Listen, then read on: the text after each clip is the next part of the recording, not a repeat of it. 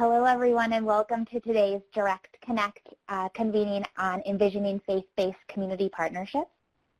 And I'm double checking that you all can hear me because I very creatively figured out how to hang up my phone by accident. David, can you hear me? I can. Awesome. Should I start the intro over, or did you hear me in the beginning talking about technology? I think I heard you talking about technology.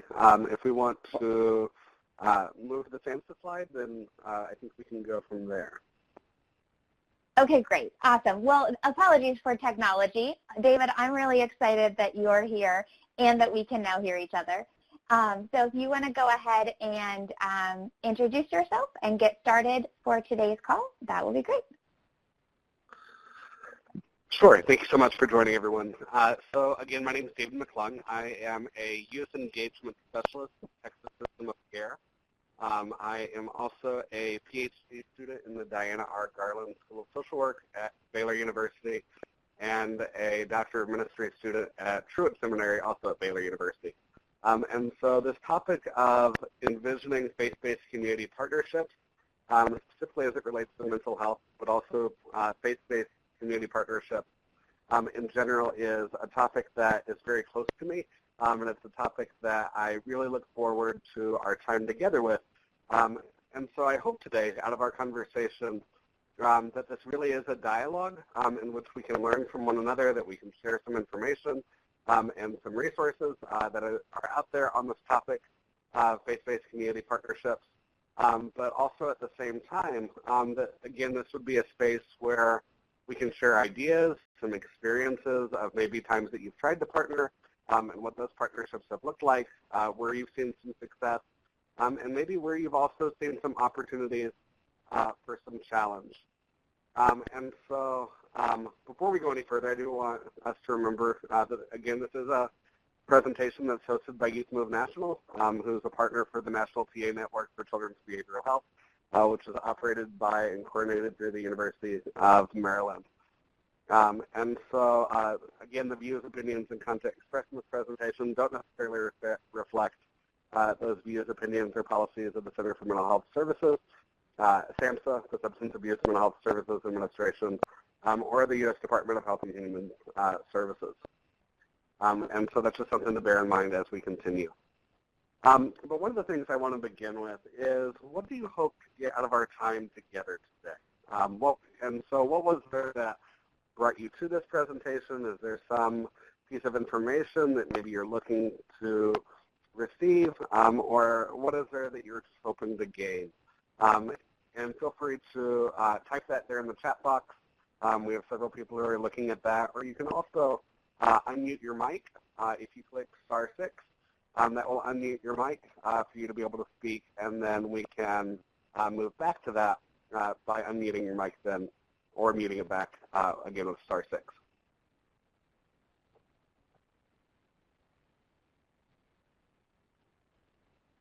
Thanks, David. This is Johanna, and one of the things I'm looking forward to in today's discussion is that I often include faith-based communities as a potential partner in a long list of opportunities that are in front of us, and then don't always have follow-through recommendations on how or where to start building that partnership from.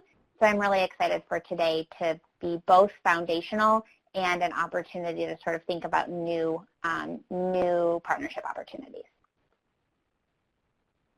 Great. Thanks so much for sharing, Johanna. Anyone else?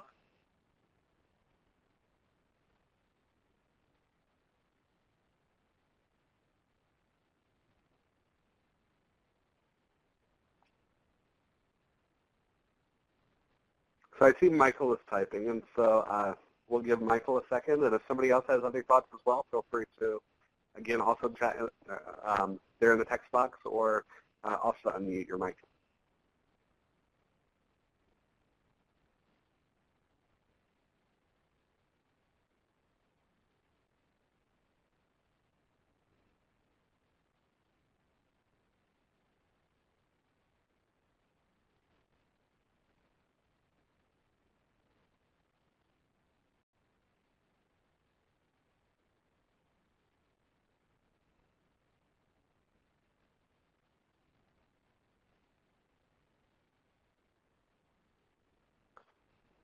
So I see that Michael says he's looking forward to learning more about building partnerships with faith-based communities and putting strategies into practice. That's awesome, Michael.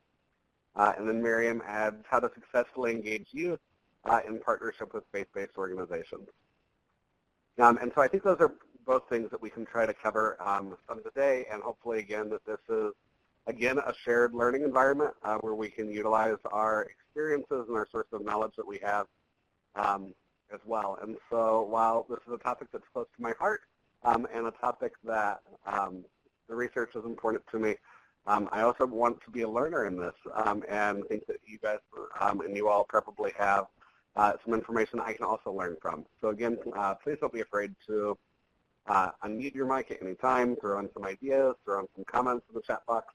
I really look forward to the discussion that will follow. Some of the objectives that I did have in mind for this conversation include reviewing current literature and research to describe opportunities and challenges associated with developing faith-based community partnerships, exploring what makes an effective partnership and the characteristics that constitute good or effective working partnerships between faith-based communities and other youth-serving organizations, agencies, and systems. And then also just to provide some practical tools and strategies for building relationships with faith-based communities. And hopefully this is a time, again, where some of the expertise and lived experience can also be utilized. And so throughout this presentation, I imagine that you may hear a few times where there are some potential challenges. But I want us to be able to really work together to rethink those challenges. So where you hear something, where you may hear something today that sounds like, oh, I don't know about that, or I don't know what to think about that, or, oh, that's kind of problematic. If we can work together to really try to reframe that and be as strength-based as possible, and recognize that where there's challenges, there's also opportunities. And so throughout this presentation, we may hear a lot of opportunities that exist for partnership and for training, for support, for use of resources, and for collaboration.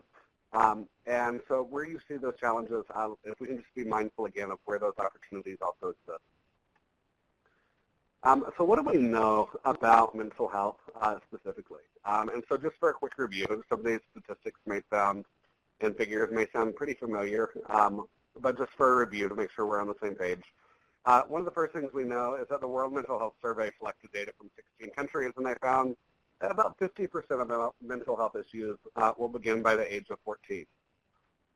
And so the National Comorbidity Survey went a little bit further, and it started looking at, well, what is kind of the median onset, or what age do some of these different types of mental health challenges or situations maybe begin to form? And what they found in 2010, ID disorders, the median age of onset was age 6. Mood disorders really had a median age of onset at age 13, and substance abuse really had a median age of age 15. And so what that tells us is that a lot of these kind of mental health challenges or mental health concerns really begin at a very early age. And so when we're thinking prevention, when we're thinking kind of early intervention, when we're thinking, you know, what does it mean to think in a positive youth development framework, and we're thinking of not only problem-free, but we're thinking what does it look like for youth to be prepared for those futures. One of the things we know is that prevention really begins early on, and the role of supportive adults and the role of professionals who can be there in the community and are working with families and individuals in some really powerful ways early on helps to ensure that we can better kind of catch and be aware of these concerns as they begin to develop, and can be more aware of those early on. But the National Comorbidity Survey also then found that 40% of adolescents with one class of disorders, so the anxiety disorders, also met the criterion for a disorder in another class. And so where anxiety disorders may be there, there may also be mood disorders at the same time. And so we recognize that there's this comorbidity, or there's this appearance of maybe multiple health concerns or mental health concerns that are happening at the same time. And if we address one of those, addressing the other, then we fail to see the picture a little bit more holistically in the larger picture as well. What we also know, however, is that while these mental health concerns may arise pretty early, we also know that treatment options may not be sought when those first appear. So for example, a study with patient advocate members in the United States and Canada found that while 40% of participants reported seeking treatment in the first year that those concerns first arose, the rest of respondents waited a median of 8 years before receiving services. And so to put that in perspective, if I start to notice some concerns happening and some things that may be of notice or of concern at age 12, around 60% of those respondents in this particular survey would have waited an additional 8 years. And so where some of those symptoms or some of those concerns might have started to arise at age 12, the median of those for seeking treatment then really isn't happening until age 20. And so there's a lot that happens in the span of 8 years. There's a lot of development, there's a lot of life events, there's a lot of new relationships and new support systems and new ways of managing budgets. And so what that looks like at age 12 and how the types of coping skills, the types of stress management tools, the types of natural support systems that can be utilized at age 12 suddenly look a whole lot different by the time age 20 hits. And so what that tells us is there really is this need for prevention, and there really is this need for early identification and early intervention where our communities are able to work together and recognize not just a treatment model, but recognize a prevention model of care as well.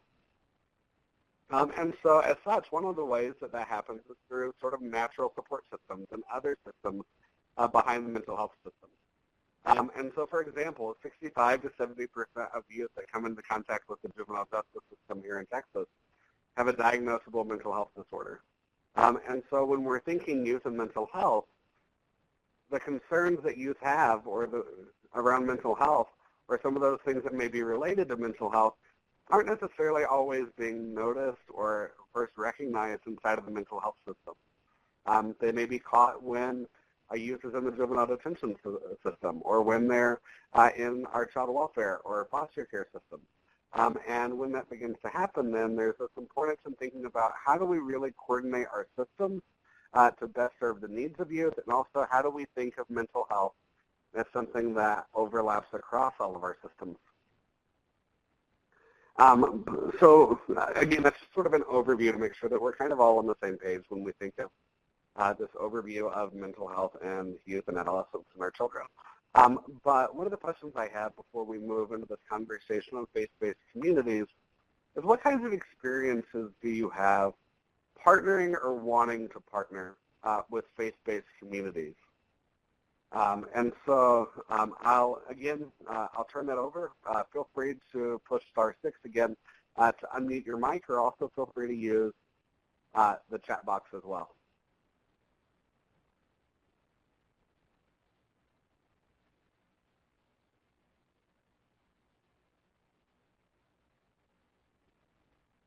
David, this is Johanna, and I'm going to jump in again because I know that there's like a level of bravery required to speak on these calls. So, although I don't feel brave, I'm doing it. You're all welcome to use the chat.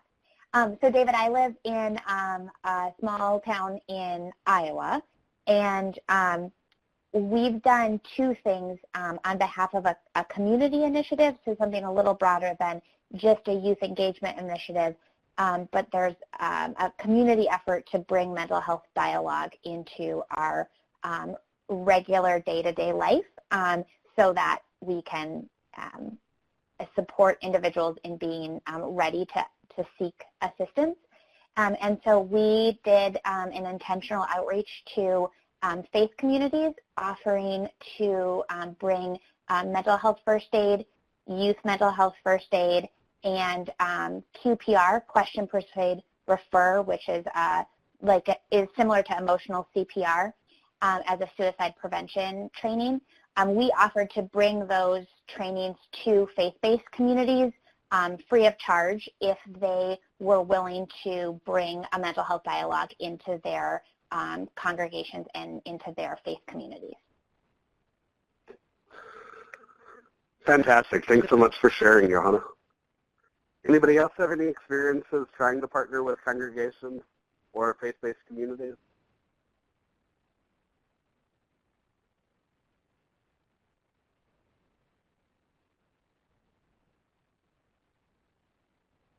And I guess another question just to think about, so let's say you've not partnered with a faith-based community. What kinds of questions do you have about partnering with faith-based communities? And so that could be, I think sometimes the way we learn is just through asking questions. And so hopefully this is just a space again where we can ask some questions and try to look at some of those questions as well. And Lindsay in the chat box says, we have a serious opioid problem in our community, and we've partnered with churches to get information to families and to have community conversations about opioids. That's fantastic, Lindsay.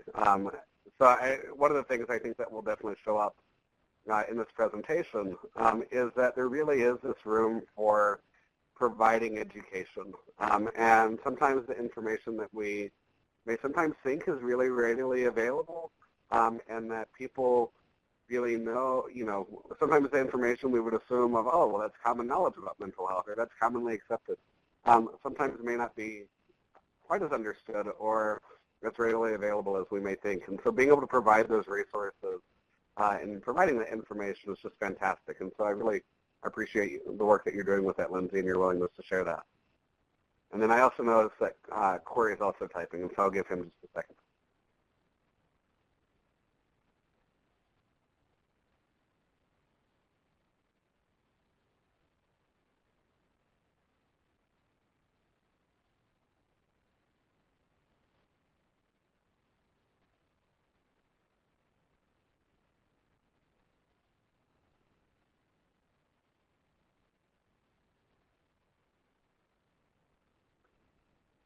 And so as Corey's typing, one of the things I want to go on and mention, so Corey also says, how do you ensure or assure when involving faith-based communities in an open dialogue that it doesn't negatively impact a young person's cultural needs? I definitely think that's a very important question, Corey, and I hope that's something we can kind of discuss together here in a moment when we start to kind of discuss partnerships a little bit further and what makes for a good partnership, and also some of the kinds of strategies and tools that can be utilized to identify whether a partnership really is a good fit and what that looks like. So when we think of, and so I hope we come back to that. When we think of congregations, one of the first things that I think is important to note is that congregations, again, is kind of a broad term that in this case is used to describe communities of faith and communities of individuals across different denominations and belief systems. And so congregations in a sense is a pretty, I hope it to be, or I hope is a pretty inclusive term as well.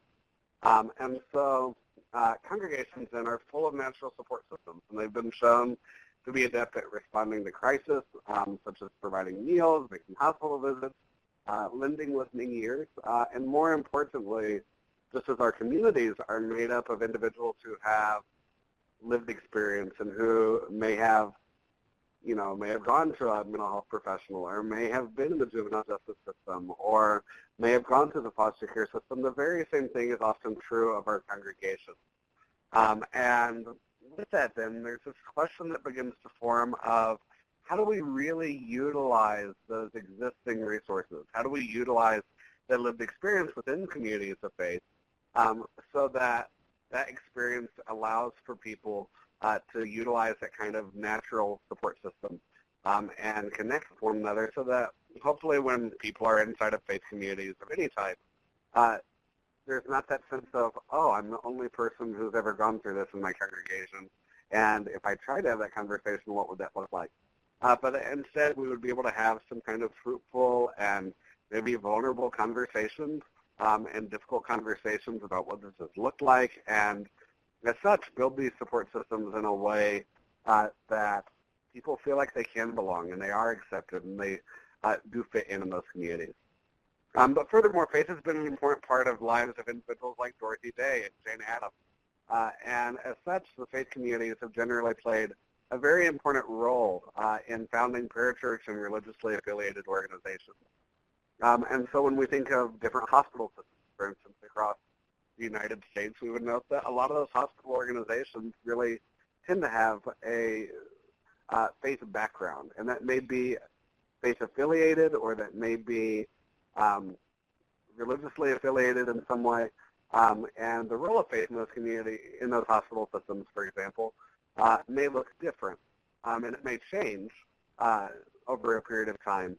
But a lot of our hospital systems still hold some kind of religious value, or at least some religious affiliation inside of them. And so the same is true of the role that faith communities have played in a wide variety of different things, ranging from food shelters, homeless shelters, food closets, clothes closets, different support groups. We would note that things such as 12-step, for instance, have played a pretty significant role inside of the faith-based community. And there's ways to take that model and still utilize recovery-based practices then inside our faith communities also. And so, for example, when we think of that, we begin to think of these different roles. One of the things we note, though, when it comes to mental health is a study that was done in 2012 with 24 different congregations. And in it, one of the things that came out of that was that families who were not affected by mental illness or didn't have a personal connection to somebody who had a mental health concern, those individuals rated mental health as being 42 out of 45 different congregational priorities. Meanwhile, families who had a family member or they themselves had a mental health concern and had received services, they rated mental health to be the second biggest priority. And so what that tells us is those who have had mental health experiences and are in faith-based communities may recognize that faith-based communities really do need to be able to address this topic, and they need to be able to find ways to partner with other congregations and with the other youth-serving professionals in the mental health system to be able to meet these needs. But other members inside of that congregation may not always recognize that that need exists. And so the question becomes, well, how do we as professionals who work inside of mental health systems or as persons with lived experience really begin to try to communicate that this need is, that this need exists and that it really is an important topic, so that instead of being maybe the 42nd out of 45 congregational priorities, that it really becomes a bigger need and that more resources, time, conversation, dialogue, et cetera, can be put towards it. And so one model when we think of natural support systems, of course, is Open Table, which is a faith-government partnership and a tool for engaging faith communities to inspire larger congregation partnerships. And so if you're familiar with wraparound, Open Table works much like wraparound, where you have those natural support systems. You have clergy and other mental health professionals, say, and other individuals around the community who are gathering together and supporting the individual and being able to reach and pursue their goals. And so you'll note on that slide that August 1st through 2nd in Washington, D.C., there's a upcoming SAMHSA conference for Open Table, and that registration was there in the link if that's something that you'd be interested in. And so again, this slide just kind of overviews Open Table, which again operates similar to Wraparound and traits the faith community and kind of launch a table, again, where natural support systems can be utilized to kind of wrap around that individual and really be able to support that individual. So you may have, again, an individual from housing or an individual has healthcare experience, someone who knows about vocational training, maybe a family member such as a brother or sister, a peer support specialist, any number of different roles who may be at that table really trying to coordinate that support to be able to utilize natural support systems and really support that individual in a collected and collaborative manner. So when you think of faith-based communities, what kinds of organizations or what kinds of organizations do you imagine you might want to partner with in your community? And so you'll notice there's a survey up, and feel free to answer this question of what kind of faith-based communities might your organization try to partner with? And I'll give that a second.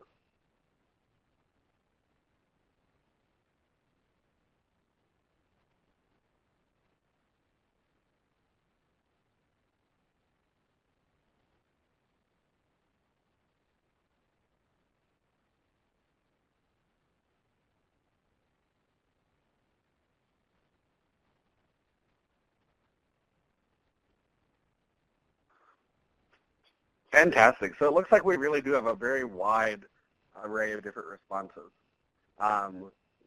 We have some responses that said, about 5 responses said Protestant Christian, 5 that said Catholic, 1 that said Islamic, 5 that said Jewish, 1 that said Buddhist, 2 that said Unitarian or Universalism, and 3 that said other, including non-denominational, Orthodox Christian faith-based communities as part of those other faith-based communities that you might want to explore working with. And so that's really nice and be really cool to be able to see all those different options for different faith-based communities that you might want to be able to partner with.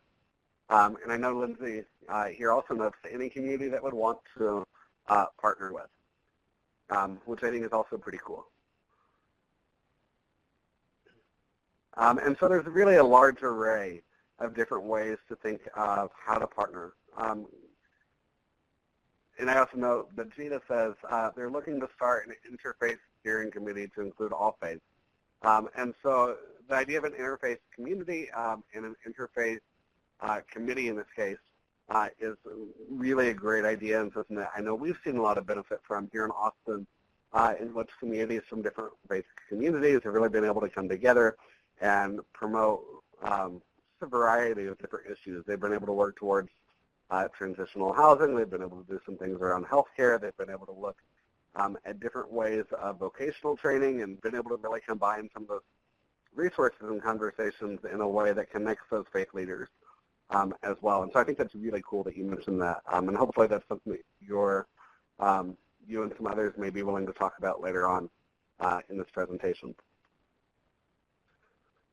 One of the things we know also, though, is clergy are often gatekeepers, and youth ministers in particular are sort of in a strategic position for addressing the complex needs of youth and families.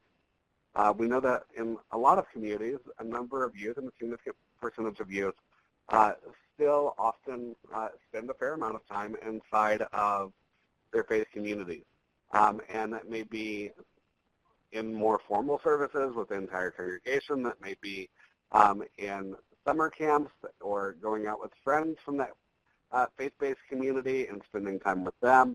That may be small kind of like discipleship groups where individuals are gathering together and having conversations about life and kind of doing a life together, if you will. And so there's a number of ways that may look. But youth ministers may also in some communities spend time by going to the school and eating lunch with students, or doing volunteer and community service work, or sitting on wraparound teams. And youth ministers are, or even more commonly, going to football games and going to sporting events or theater events and rehearsals that youth ministers and other clergy may naturally have as part of their role, sort of this responsibility but also this strong desire to really connect and form meaningful relationships with youth. And as part of that, then, it's very natural and a part of their position to spend time with youth and asking those questions about life's deeper purposes and its, goals. And what is it that you want to do, and what is it that you're hoping to do after college, or what is there that I can do to support you? And just having those types of difficult conversations, but important conversations nonetheless. And so as youth are spending that time, and as individuals are spending time inside of their faith-based communities with one another and with their clergy members, we also know that clergy then form those relationships, and they begin to see clergy as individuals who can be trusted and who they can have deeper conversations with. And so, for example, in the National Comorbidity Survey, 25% of individuals reported seeking mental health treatment from a clergy member, which interestingly was also more than the percentage of individuals who reported seeking treatment from a psychiatrist or general medical doctor. And so from this particular survey, it would appear at least that in some cases, individuals may be more prone to go to a clergy member with a mental health concern before they go to a psychiatrist, before they go to a general medical doctor with that concern. But interestingly, at the same time, it's important to note that in addition, the majority of those who sought help from a clergy member did not seek help from a mental health professional. And so where they went to that mental health, where they went to that clergy member and they had that concern, the majority aren't seeking help beyond that. And what that tells us is that need for referral exists, and that need for collaboration, that need for partnership where we can connect with one another and be able to address some of those concerns collectively and holistically certainly exists, and there's great opportunity there. And so, for example, in 2014, to give a little bit more information, there begins to be this question of clergy aren't necessarily referring very often. What do those interactions look like when somebody consults a mental health or consults a clergy member with that mental health concern? And so there's not a lot of information on this or a lot of research on this, surprisingly. But in 2014, Baylor researchers conducted a survey at 347 colleges and youth ministers here in Texas. And what they found is that 20% used biblical counseling or pastoral care, 22% reported making referrals, 15% provided counseling. I won't go through all of these. 10% included the rest of the family, and 8% prayed or didn't really take any active steps at all, and may have served more of a listening role. And so what that tells us, or it seems to suggest, at least preliminarily, is that there really is a wide variety of different activities and ways that clergy may respond to individuals who are going to them with these types of concerns. And when that's happening, there again is this opportunity for collaboration. And there's this opportunity to think, well, how do I make that referral, and what does that referral look like? Or how can I better support that clergy member in being able to know, here's some things that might be helpful in considering a referral. But one of the things that may prevent that from happening sometimes is that faith communities and congregations have different interpretations or beliefs about mental health. And so where some congregations may understand mental health to be a combination of, biological or genetic functioning or related to those types of genetic and physiological factors. Others may also interpret mental health to be a result of sin or demonic possession or other things. And so what's important with this is if we're approaching and thinking about how to work with congregations and faith-based communities, just like any partnership, it really is important that we begin to think, what is the worldview that they're coming from? How do they understand these issues? And what are the types of perspectives that they may have? And if we can begin to think of what those perspectives may be, where those beliefs may come from, why they believe, why individuals or faith-based communities and others may have certain beliefs and where those beliefs come from, then we can then begin to provide an education that isn't only just information for the sake of information, but can really then at the same time really begin to kind of, just as we would work with clients or family members from the worldview that they're coming from, it really allows for us to think, where do I begin this education? What does this need to look like? And what are some things that maybe are helpful for them to know from the beginning? Instead of just kind of diving into discussion that may be overwhelming or that may be countered instead. And so again, this need for education is great. In the survey for 70 North American seminaries, for instance, 7% of the seminaries required one or no classes in counseling to complete a Master of Divinity, which may be considered a pretty standard degree in Protestant communities in particular. And furthermore, 12% of those seminaries didn't address mental health in any form. And so while seminaries may be prone to talking about a wide array of different issues, including how they interpret their scripture or holy text, or the types of, how to operate and work within those faith-based communities and different elements, mental health may not always be a topic that's talked about. And based on based on some of the statistics earlier and what we know about prevalence of mental health concerns and the need for holistic approaches and the need for collaboration, it's a little bit unfortunate, but again, it provides this opportunity for education, and it provides this opportunity for collaboration and a need for training. And so providing that information and how to access local resources may help to support clergy in their work. We know that persons with mental health concerns and other needs exist inside of the communities, and that those referrals may not be happening. But the question becomes, well, how do I provide that information? And again, I think this is where sometimes we assume that faith-based communities already have these resources.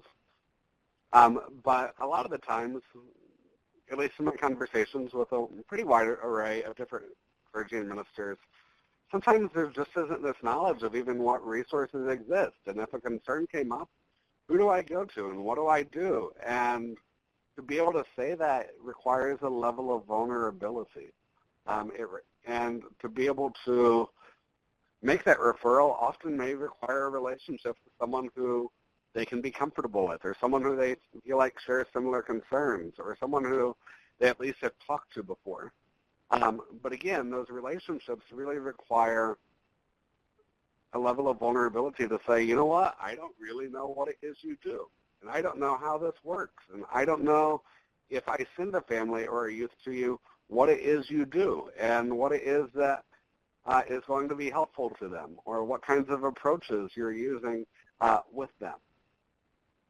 And so that requires a level of vulnerability for us, likewise, to be able to say, you know what, I don't necessarily know what it is that your congregation may believe, or what it is that they think about mental health, and what kinds of resources you may have that we could partner together. And so there's this opportunity for sort of mutual sharing of information where, as mental health professionals, we have the opportunity to learn what's important and what's valuable to faith-based communities in our community. And at the same time, we have this opportunity to provide information about how referral works, what kinds of services and supports we have to offer, and in turn, that can lead to more meaningful collaboration. And so without that information, though, about mental health, or without a lot of information about what types of services and supports are effective, and with clergy sometimes having these conversations behind closed doors, those experiences may sometimes be negative. There's also opportunity for them to be positive, in which referrals can be made, in which individuals can find a collective collaborative network of mental health professionals to be able to work together. But at the same time, there may be negative experiences. So for example, Matthew Stanford in 2007 did an online survey with 293 Christians who had sought counseling from their faith-based community. And out of that, 30% reported a negative interaction. Furthermore, 32.4% reported that the church suggested that they didn't actually have a mental illness. 36% reported that their faith was weakened, and 12.6% reported leaving their faith. And that's a little bit concerning in that we know that faith-based communities may often play a very important role in supporting individuals in not only issues related to their faith, but also in providing natural support systems in which they can do life together, share meals, have conversations with one another, and really just kind of have that community. And so if individuals are going to clergy then with these concerns, and they feel like their faith is weakened, or they leave that, and that's a community where they've been for 15 years, 20 years, maybe even 30, 40 years, then the impact of that is that this entire natural support system has been built and strengthened, and there's these relationships and ways of support invested in. And all of a sudden, those things are weakened or they're gone. And the question is, well, how do you replace those then when this is how you've known community to operate, and how you've been, in the past, able maybe to receive some support or find individuals who share similar beliefs and find a sense of inclusion or belonging. And furthermore, access to training has implications for making referral again. So a 2000 study of 51 congregations in Waco found that 62.5% of surveyed clergy made referrals 10% or less of the time. And so, more than the majority of congregations and clergy in this survey are saying that if I see 10 families, most of the time I may refer an individual to another support or resource in the community 1 out of those 10 times. And that 10% mark really isn't very high as a whole. So again, if we can provide training and information on how to access those services, what supports are available, what those services kind of look like and how to access those and have their relationships in advance. And the ability for those referrals to go up also increases. So I've done a lot of talking. I guess one of the questions I have is, what are your thoughts on this information? Is there anything that maybe surprises you or that you would disagree with, anything that you maybe want to call into question even? And so I want to mute myself for a minute, and if you can again type in the chat box or again press *6 to unmute yourself.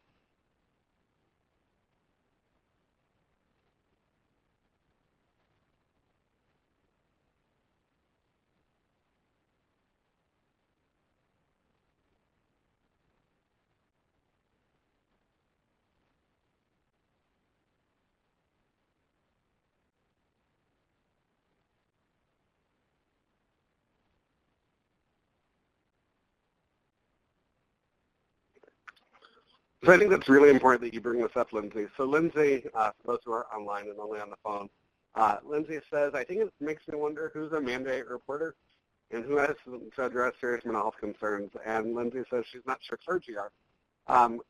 So I believe it's 48 out of 50 states. I don't want to list that number for certain, but a large number of states do list clergy as mandated reporters. So that when these concerns about abuse, neglect, mistreatment, et cetera, are coming up, clergy really are mandated reporters, including in the state of Texas here. And so I think one of the concerns that sometimes comes up with that is clergy may not always be aware that they're a mandate reporter. And they may not always know, or if they do not recognize that they're mandate reporters, who do I report to? Do I call the police? Do I call Family Protective Services? Do I call a mental health professional? Like, what do I do to report that?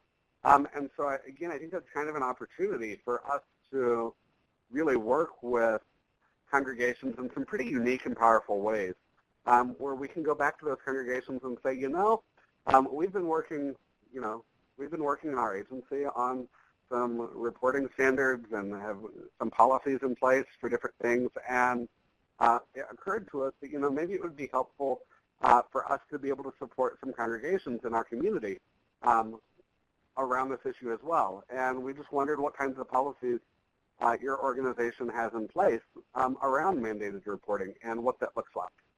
I think one of the things I've seen in some of my research, at least, is where congregations may even be aware that they're mandated reporters, there aren't necessarily very strong policies in place around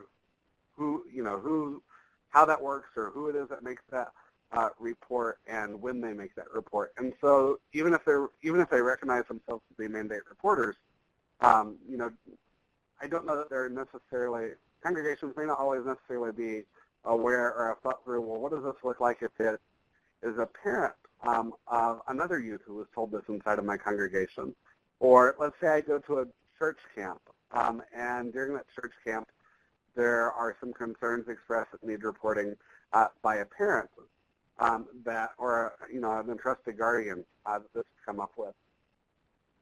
Making sure that there's policies in place that parent and that guardian has the training as well to be able to report that to the clergy member, and that clergy then is able to refer that to the proper authorities is a huge need. And so I think that's definitely another need for education, for sure. And it's a way that we, again, can be able to look back at some of those policies and procedures.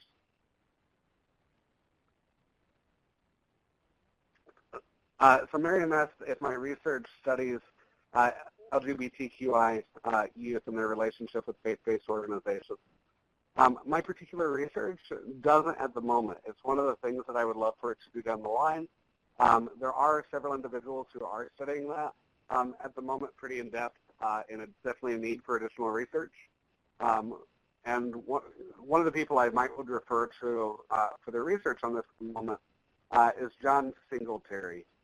And I'll type that in the chat box for you. But I know John Singletary, along with a few others, are doing some of this work, and would definitely love to talk with individuals who may be interested in furthering research or partnering to try to at least get some of those findings from the research that John and his team are doing.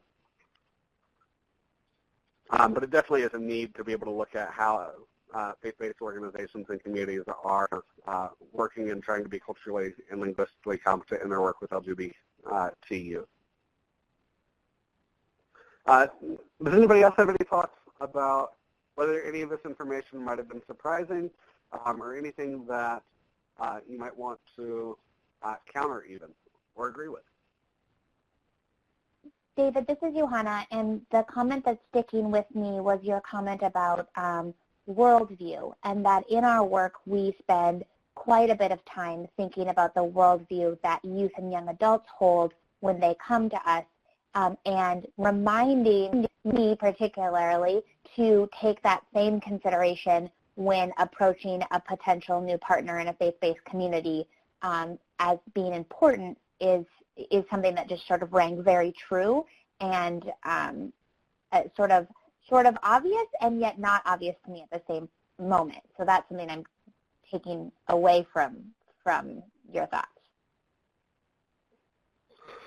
Absolutely. So I think when we think cultural and linguistic competent practice, we've got to think of that on the micro level, but we also have to be able to think about that on the macro level as well. And so what do organizations believe? How are they formed? What kinds of values do different organizations have and hold? And often I think one of the things we find is the beliefs that individuals and organizations sometimes have often translate into practice. And the way that our faith-based communities believe often impacts the way that and the understandings of who's in charge and what is the organizational structure, who believes what, and who holds authority, and to what degree is that authority there. And it's, I think that's really important, Johanna, because the way that the role of clergy is understood differs a lot by faith-based communities. And so you have some faith-based communities who clergy are often seen as an equal, and they're seen as fellow journeyers in the faith. And at the same time, there's other faith-based communities that, along this spectrum, may also understand the word of a clergy or the advice that a clergy gives when consulted with a mental health concern to be the voice of God and the final word and the final, you need to do this, and this is not optional, but this is what you need to do. And so there's a spectrum of beliefs that happens, and if we can understand where some of those values lie and how that impacts practice and how that comes into practice, then we can begin to address those in meaningful and culturally competent ways. And I think the advantage of that is that when we take those steps and we ask those questions, and when we're willing ourselves to be a little bit vulnerable, and kind of put ourselves aside to be able to learn more, that really goes a far way, because it says, hey, I'm not just here with my own agenda, but I'm here because I want to learn and I want to be able to find more about how I can partner with you, and I want to learn more about what's important to you and what's important to families, so that when I make certain recommendations as a mental health professional, or I make certain suggestions about what types of services might be available, that I'm doing so in a way that isn't going to offend and isn't going to be counter to those beliefs, but at the same time utilizes that and is able to ensure that those services then are adapted as needed to really be able to meet the individual needs of that individual and their families.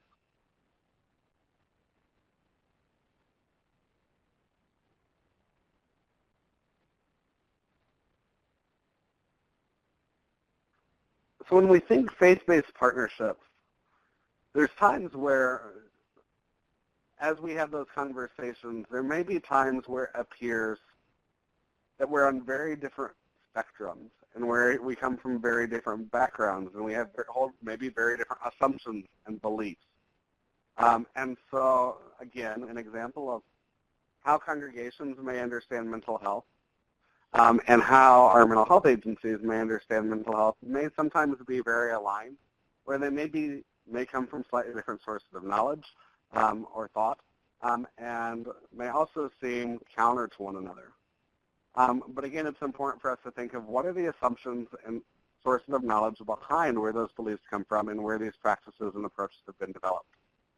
And when we do that, then we can begin to recognize also and think more critically about what are the types of inputs, what are the resources that we have. And what we know from research is that congregations and faith-based communities generally have a large amount of resources that may be available in different ways. And so that may not always be monetary goods or resources, but what that may mean is, again, access to individuals who have that lived experience, or access to space, access to match money, access to food or clothes, or maybe even space for living if someone needed. And at the same time, our organizations with mental health professionals may be different as well. We may have access to professional knowledge and understandings and education about mental health. We may have access to therapists and counselors and peer support specialists who also have that lived experience. And what that translates to are different activities or different outputs where congregations may hold support groups. We may also hold support groups in different ways. Where congregations may invest in summer camps, we may invest in community trainings about mental health.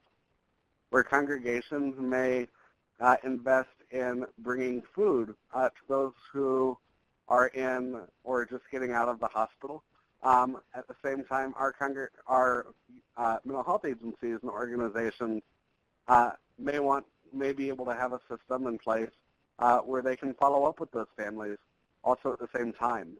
And what's important to note within this kind of model then is that we can have very different assumptions.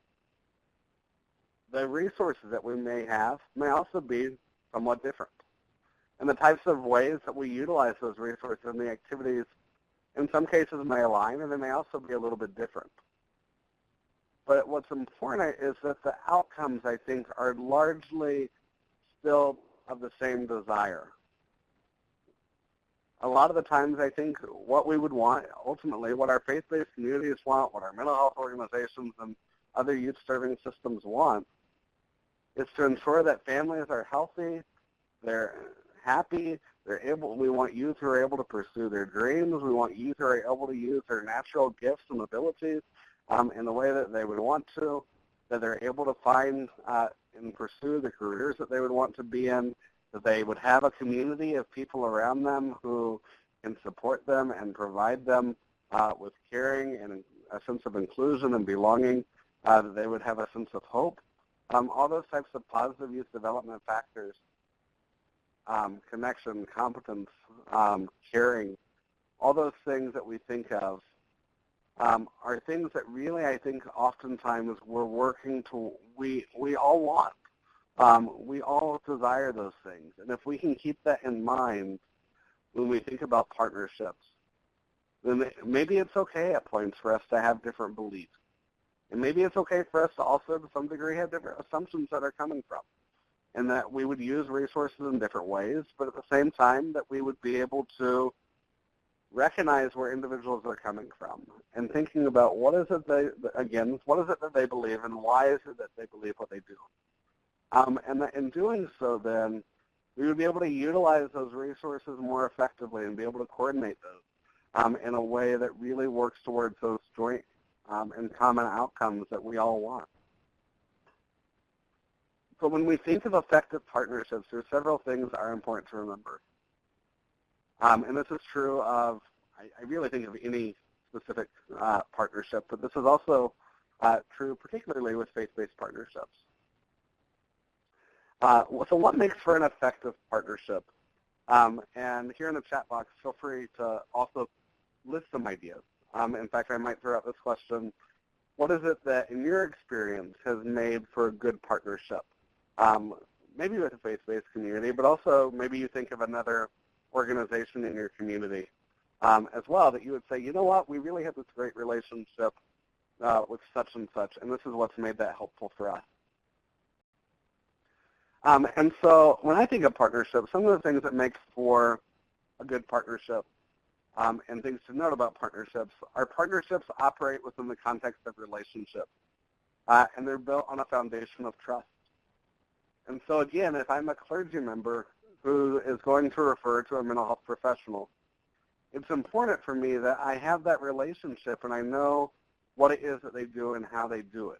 And if I have that relationship, my ability to refer to that individual is greater because then that relationship is already in place and I have that understanding of what it is they do and why they do it.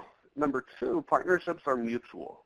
And I think this is something we sometimes forget, where people like Dr. Ron Kanan over at the University of Pennsylvania will note again that congregations may often have a number of different resources available in their communities, such as space, such as food, etc. One of the things that I think sometimes happens when we think of partnerships with congregations, I think sometimes we unfortunately think like, what can I get out of that congregation? Or like, hey, that congregation, that faith-based community has some money. I bet if we approach them, that they will be on the same page. And that may be true, but I think at the same time, again, when we're thinking about the outcomes and the common outcomes that we're working towards, that it is really important then that we're thinking about those sort of common goals. And what is it that we have to gain from this? What is it our youth have to gain from this? What is it that clergy or that faith-based community has to gain, so that we're not creating sort of win-lose partnerships, but instead are really able to create win-win-win situations that are mutually beneficial, that share common goals. And that in doing so then, that there really are some specific roles. So a partnership, just like any youth-adult partnership or a partnership with an organization, really needs a specific role in mind. If I say, hey, like we just want you to come to the table, then that's okay. But the way that we can strengthen that is being able to say, we have these wraparound teams, and sometimes we have individuals who come from your faith background, or maybe even from your congregation, and that person may really trust you, but they're not really sure how to approach you about whether you might want to serve on a wraparound team. Or, hey, we're doing this event, and we really love to be able to use your space for this in putting this event together, just like Nicole just said when she said partnering together and putting on events for the community. So, hey, we're doing this youth leadership conference, and wondered, do you think you could help sponsor this? And by sponsoring it, then, we can put your name out on our materials, and we can note that you're helping to support this, raising awareness of services and supports available around mental health.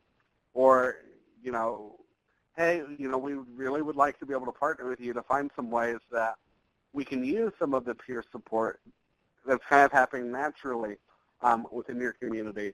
Is there a way that we could provide some training and maybe have some peer support specialists who could work inside of your congregation, who would be available inside of your congregation to help others, that we could kind of have a mutual relationship with? But being able to specify those roles is important because it gives a sense of purpose in why I'm doing the work that I'm doing. It clarifies the goal, and it clarifies that commitment that, hey, we're in this together. But it also then allows for individuals to know, what is it that I do and what am I here for?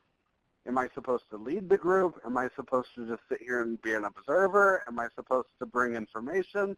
Am I supposed to just take notes? Am I, when do I speak up? When do I not speak up? Am I only a supporter of an event that we're putting on, or am I a joint creator in this event? And so being able to have those roles that are specified and thinking about why am I partnering and what is the benefit of this and what is the role that is there really allows for us to ensure meaningful partnerships. So for example, I think of a congregation who I want to partner with 5 or 6 years ago, and we had a group of some youth who were getting together on a weekly basis and was doing some pretty powerful work around suicide prevention at the time. And I made the phone call to this congregation, and I said, I explained who we were, and the response I had was, we already have a youth group. Like, we already have youth who come together. We don't really need that.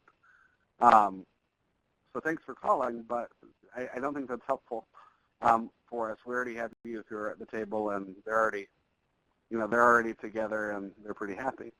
But what that conversation lacked is it didn't have that mutual ability in mind where it had concrete goals established to it. It didn't recognize fully the gifts and the knowledge or the resources that congregation had to offer.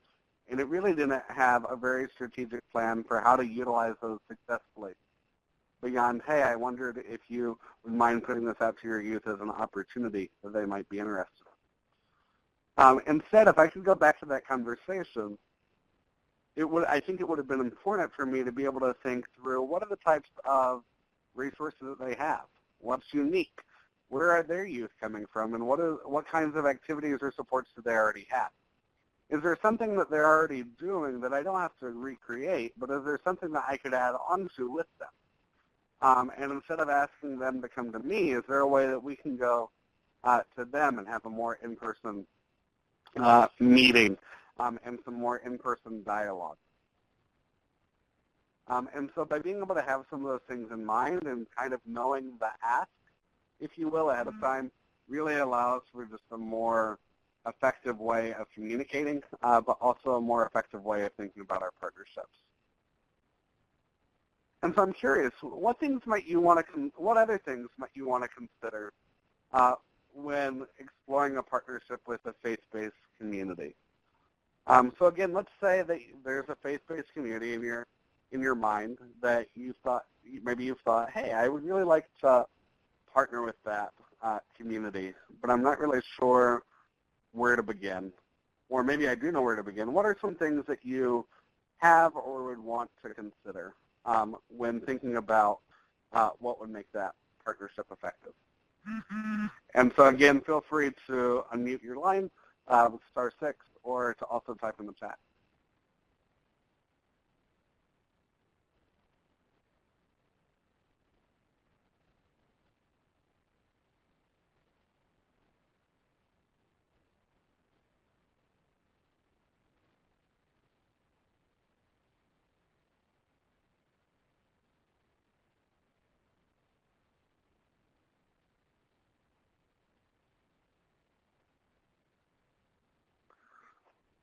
I don't want to put you on the spot, but Gita, I noticed earlier, again, you mentioned starting an interfaith steering committee, and I'm curious maybe what some of the things that you've considered in putting together that committee have been, and how those different communities and congregations may work together would be, and things that maybe you've considered inside of that work.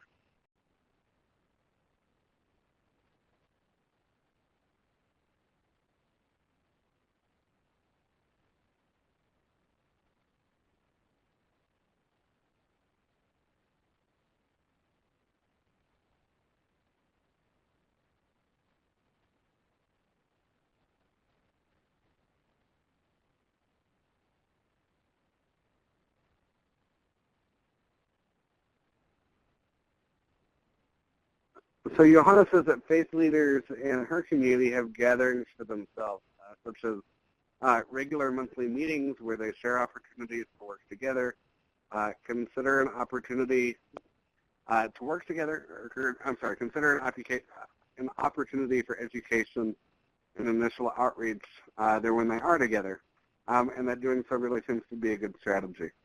And so again, I think this is where sometimes those interfaith collaborations can be really important, and where there sometimes just is room for clergy to be able to talk with other clergy and discuss, hey, we're doing this project, or hey, I heard that there's this mental health first aid training, and I wondered if this is something that maybe you would be interested as well. And so I think that's fantastic, just some of those monthly gatherings and finding ways to put not only clergy in touch with other youth serving professionals, but also in touch with one another even, can sometimes be a great tool.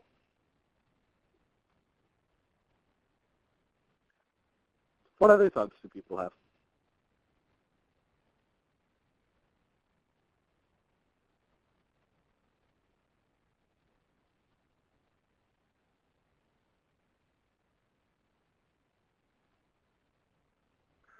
Yeah, I think that's also great. I really appreciate that, Miriam. So Miriam says she likes to explore what their thoughts are related to religion or spirituality as part of the well-being of youth.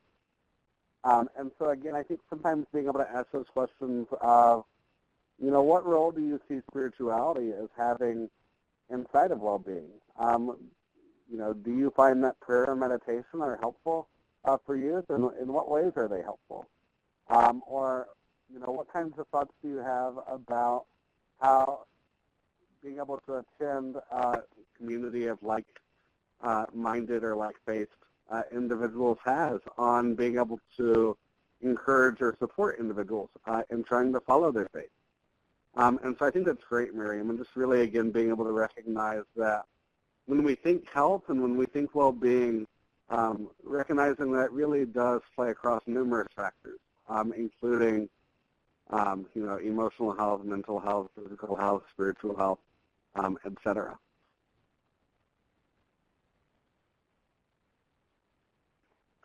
So I think some other things that really kind of come to mind when I think of exploring a partnership are being able to also kind of understand and think about what kinds of connotations that faith-based community may have in my community. And so where there may be times that I think, oh yeah, like a lot of the youth in my program go to this congregation or they believe a certain thing. At the same time, recognizing that there may be faith communities or specific congregations inside of my community that really may not be thought of very positively for whatever reason. Maybe, maybe my youth went there and they didn't feel like they really could fit in, or they didn't really feel like somebody else had that experience with them. Or maybe they went to that mental health clergy member, and when they did, they had that experience that just wasn't as desirable as they had hoped. Or they felt like there were some ideas or maybe some strategies for coping with things that the clergy members suggested or said they should do, but that they didn't feel like they maybe had as much opportunity to be able to explore some different opportunities or solutions as much, or that they could express themselves in a way that wasn't really listening fully. And so I think, like Miriam says here, Miriam notes that good partnerships grow when the base and youth are involved in the process. And so sometimes I think it's important, I really think it's important, not sometimes, but all the time, to really be able to try to figure out ways to partner with congregations in a way that begins with the understanding of who are our youth. What is it that our youth believe? What kinds of relationships do they have with congregations, and what kinds of experiences have they had with different congregations? Because if I have 15 youth and I want to do a weekly meeting and I go, hey, that congregation really has a lot of faith in it, as such, I would really love to utilize that space, and I do so, and all of a sudden 6 of my 15 youth are no longer coming because they're not comfortable going to that space for whatever reason, and there's numerous reasons why that may be. Then at that point, where I might have had good intentions, at the same time, I have failed to listen to what's important to my youth and what my youth value, but I've also failed to be culturally competent in the same way, even though my initial intent may have been to be culturally competent at the same time. And so what Miriam suggests here is being able to introduce the program to them, and being able to ask those questions of, hey, I wondered what you would even think about me inviting this faith leader from the community. I've heard good maybe I've heard good things about some of the work they're doing. I know they've had some other youth, and It could be an opportunity for us to gain some more youth in our program or provide some more information about mental health or provide information about some advocacy efforts that we're partaking in.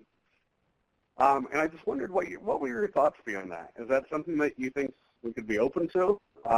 Or is that something that you're like, no, you know what, I really would rather us not partner with that particular congregation at this time? And so being able to ask youth what's important to them, what they value, and where their important relationships are is important. And we may find in turn that there's opportunity to partner in ways and with people who we may not even have connections with. Oftentimes, I think one of the things that's really cool is when the youth who we're working with or the families we're working with have other connections, and they're able to say, you know what, I really know this person as well. And they have been really helpful. And when I go to a concern with them, there's someone who listens, and there's someone who really tries to understand where I'm coming from, and they value my voice and my perspective and the lived experience that I've done. And at that point, there's opportunity on our end to say, oh, well, that's fantastic. We would all love to be around people like that, and to partner with people like that. Can you tell me a little bit more about what that's looked like for you? And do you think you can help put us in touch with one another, or that I could contact them even and mention that I had heard how great they were from you? So I think, again, just being able to consider all those different combinations of things of what do my youth think, what has their experience been, what's helpful in trying to partner with them, what kinds of beliefs or practices may be difficult, perhaps, or a challenge in trying to partner with them, and at the same time, is it okay for there to be different beliefs or assumptions and ideas in ways that we can still partner together, and to what extent is that true? And I think a lot of the time that really just requires this intentional dialogue.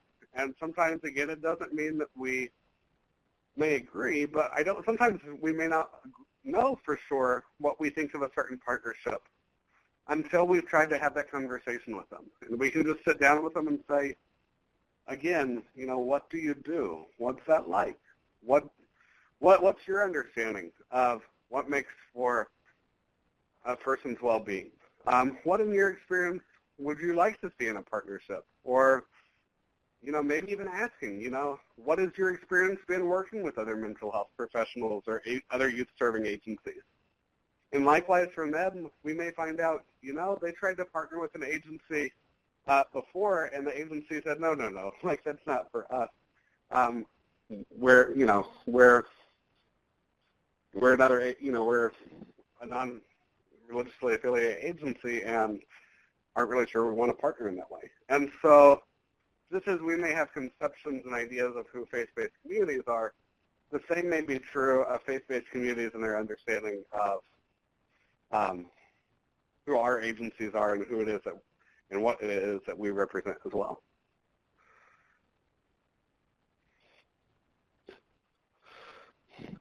So I think with this then, again, some of the strategies that really begin to come up and come to mind are really just taking initiative, making that phone call and saying, hey, I'm such and such, can we go to lunch? And sometimes it's over those meals and it's over those less kind of high-pressure situations, maybe even in a neutral environment that doesn't feel like this is your turf, this is my turf. Being able to go to those places and ask those kinds of questions and have that time together can be really important. And then as we do so, really being that learner who is willing to learn. And hopefully the information that we learn is something that we can put back into the way that we work with individuals in their relationships, when we work to understand why and how they make their decisions, and what kinds of processes or information they use when making decisions for their personal lives. That we would be able then to identify common goals and activities so that we're not saying, hey, I already have this in place, how about some money, or how about you give us some resources, without it being mutual again. So just looking for those opportunities where it's a win-win situation. And so, again, one of the questions I really just want to be able to go back to is, what else is there, when you think of the youth you're currently serving, and you think of the families or the programs that you currently operate on or work under, what kinds of things would you hope that you could partner with faith-based communities on? And that could be a use of space, it could be an event, it could be a specific training. But I'm curious what there is specifically that you have in mind of where you would like to try to partner.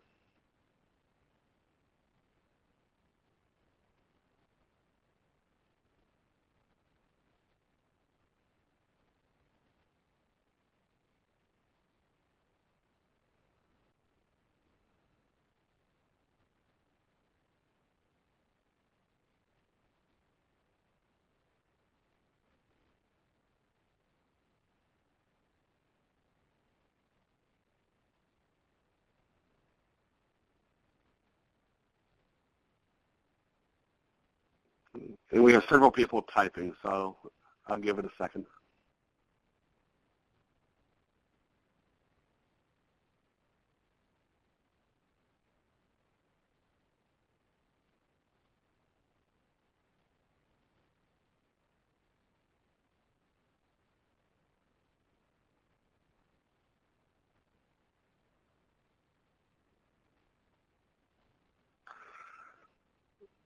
So a couple opportunities that come to mind. Again, as was mentioned earlier, I think developing a strong interfaith network to inform and support local organizations and community decision-making can be great. Again, we've definitely seen the benefits of that in Austin, but I know places like Arlington and a few other places here in Texas have also seen benefits. Including mental health professionals and organizations as members of those interfaith networks as well. So if there's an interfaith network in your community that already exists and it has clergy members who are getting together, maybe it's worth calling or interacting with some of those and saying, hey, like, we wondered if we could just come and sit in on some of your meetings and provide some information and support for what you're already doing. And, you know, I think a lot of the times I think we would find those networks would be open to that. Including clergy to sit on wraparound teams as appropriate. And so maybe you don't just take a random clergy member and say, hey, like, I wonder if you want to come sit on this wraparound team. But if you have a youth who you already know finds that their faith-based community is important to them and that there's someone there who they have a relationship with, being able to invite that clergy to be able to sit on that wraparound team. Creating materials such as toolkits or one-pagers on specific topics related to mental health or religious sensitivity and cultural responsiveness. And so being able to work with clergy members to be able to say, hey, if I'm from a Hindu faith, this is what's important to me, and these are things that are important to consider when wanting to work with me on an issue related to mental health or another health topic. Being able to produce materials such as flyers and pamphlets that aim to support and increase the ability for congregations and persons of faith to access mental health services. So again, this question comes of, if I'm in a faith-based community, how do I find out about what resources are available? And is there something that's in those congregations that they can then begin to provide me with that says, oh, well, hey, like, I know you said you were looking for some resources around mental health, or I know you were looking for some resources around parenting and just parenting skills. You know, the other day there was this agency that came by and they gave me these pamphlets or they gave me these flyers, and it seems to be some really helpful resources. We've had a pretty good relationship with them over time. Here's some flyers and pamphlets that could be given to you that may be helpful. And then being able to maybe even sit down with that family and make the call there on the spot, or going with them on their first visit because you have that relationship and you know that the clergy member is, that clergy member can go with them to that meeting. Or supporting clergy and congregations in developing policies and procedures, again, about reporting standards or crisis management and referral. So, you know, as I kind of referenced earlier, when do we refer and how do we know to refer and who's responsible for referring and how does that happen? So just educating around mandated reporting, but also just general good reporting and procedures and best practices for those reporting policies. Maybe just, again, providing clergy and congregations with training and other opportunities for lifelong learning on topics related to mental health. So that could be a mental health first aid. That could be a more specific topic. That could be even a thing along the lines of trauma-informed care. What does it look like to have trauma-informed congregations and faith-based communities where when people are going to families that they have that relationship ahead of time with a mental health professional, and that clergy member, or when they're going to a clergy with a mental health concern, that they have that information about trauma and things maybe not to say, and really are able to work from that framework of what happened to you as opposed to what's wrong with you. Again, just even being able to partner to conduct community-wide asset maps, need-based assessments to understand where the needs are in communities and where the assets and current resources are.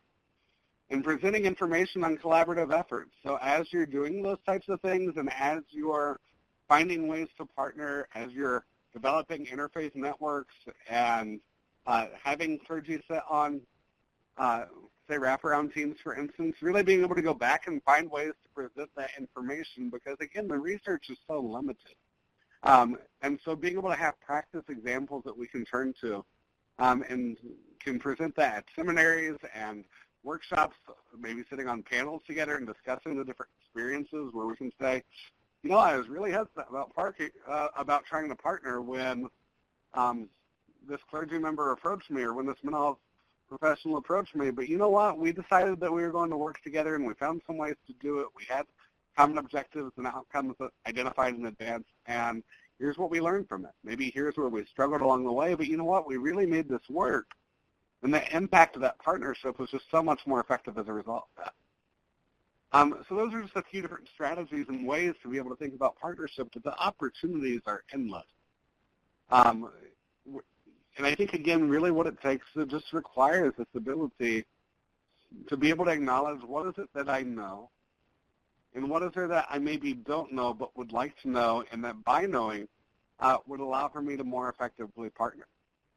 And when we work with our youth to be able to find ways to be able to do that in a youth-driven way, in a youth-guided manner, then one of the things that comes with that is we're able to make good, culturally competent decisions about what makes sense, what kinds of congregations may make sense to partner with, and which ones of those we may need more information on and more relationships with to further understand the opportunity that exists for partnership. So I really appreciate your time today. I wonder if anybody just has any kind of closing statements. We have about 3 more minutes.